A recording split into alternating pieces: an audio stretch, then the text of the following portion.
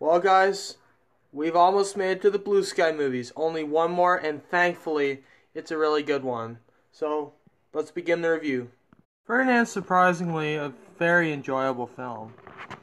Um, Blue Sky was trying to seek redemption after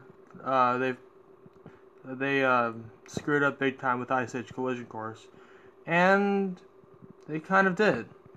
This film is a big step up from Collision Course. Now, sure, a lot of times it can try to pander to kids and it doesn't really have anything for adults, but for what it is, it's a very sweet find. So what's the story? Ferdinand, everyone's familiar with Ferdinand. He's the bull that likes to sniff flowers and just wants to be nice, just wants to enjoy life and not be violent. So after losing his father as a child, he's adopted by this little girl, and they grow a bond. He eventually grows up to be this big giant bull, but one day he messes up. Um,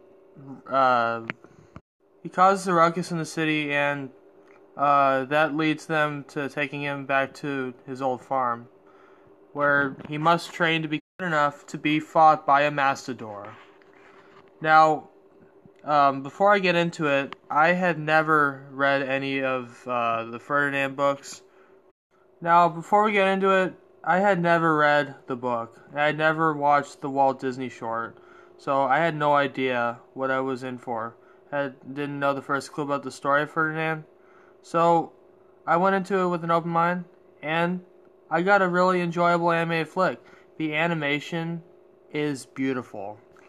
It's stunning to look at. Now, before I get into it, I just want to say, when I heard that they were casting John Cena as Ferdinand, I was all like, what? Really? John Cena as Ferdinand? Like, I have no problem with John Cena. It's just, he's a wrestler. It feels like he should be playing tough characters, not somebody as gentle-hearted as Ferdinand. But, surprisingly, he does a phenomenal voice job. I can't see all the characters are likable. The girl, Ferdinand, they are very pleasant together. They are very sweet. The villain, the Mastador, was very menacing and very entertaining. He's a very good villain. I'll give the film that. But characters like Lupe and the cows that Ferdinand comes across are annoying. Like, they were insufferable, really.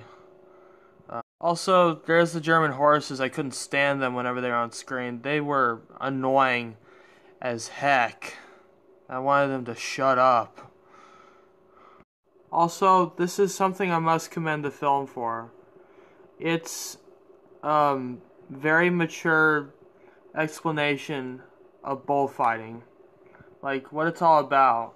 It can get really violent at times. And when Ferdinand stood up to the Mastador, that was such a touching and heroic moment for Ferdinand. That was literally the moment of truth. He was not afraid to die in front of everyone. And there's such a strength there, and like, it's really admirable. It's almost like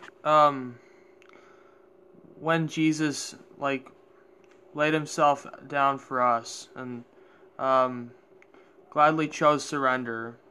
And Ferdinand kind of has that same strength inside of him, and that really shows. So, overall, I think that Ferdinand is an extremely underrated feature. It's definitely a lot of fun, very charming.